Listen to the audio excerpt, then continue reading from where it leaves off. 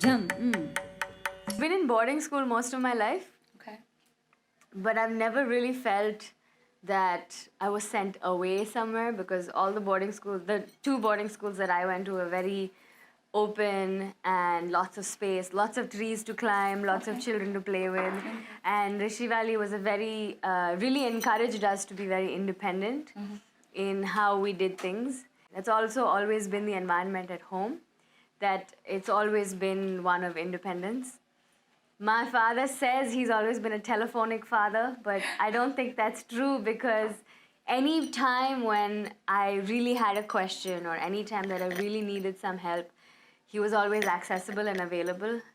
And I think the beauty of growing up partly at home and partly in another space is also that you're surrounded by different kinds of people, people who are the best at what they do, and you're not just exposed to one way of living, you're exposed to all the different ways in which you can approach things, and so you can choose how you want to do it. Growing up partly at home, partly in other people's homes, partly in school, actually has been really wonderful, because what it does, or at least what I think it does to my relationship with my father, is that there is no nagging.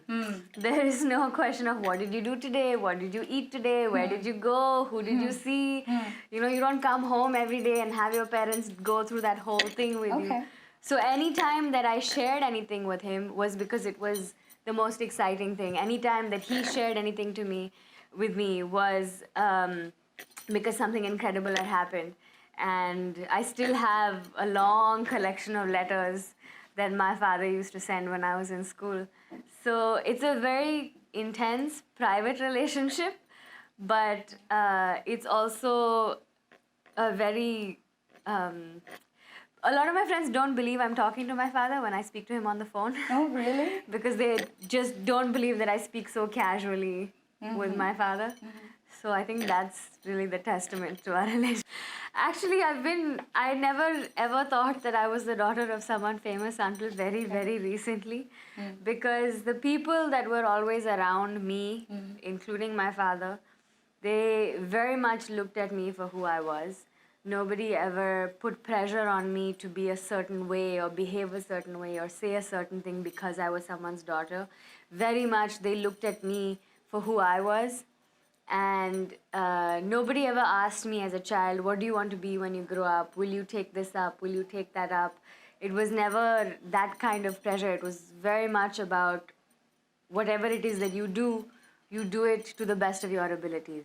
And that mattered much more than how big or how small you're going to be in the rest of your life. So my father never really put any pressure on me in any way. Even as a child, I remember when I was very, very young and people thought he was crazy, because he would give me a knife and he showed me and he said, this is the sharp side of the knife, this is the blunt side of a knife. If you cut yourself with this, it's on you. And so as my parents were chopping vegetables to cook, I would be chopping a single bean or a single carrot, but very carefully, and I never cut myself because someone had explained to me that this side is sharp and this side is blunt. And I think that's kind of been the approach to my life in general. Very aware of the consequences of what I'm about to do, but it's always my decision to do something or not do something. My whole life I traveled with him.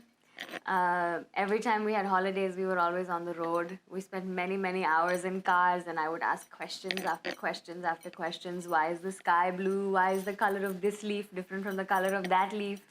And he would patiently answer all these questions. And if he didn't know the answer immediately, then he would say, okay, let's find out. And we would, go and find out about it. I don't think there's really any one moment, but the wonderful thing about being with him is when he is spending time with you, he's only spending time with you. He's not distracted or he's not thinking about 100 other things. If he's there, he's 100% focused on you when you're there. And so... Nakka jump, nakka jump, jump, tatta,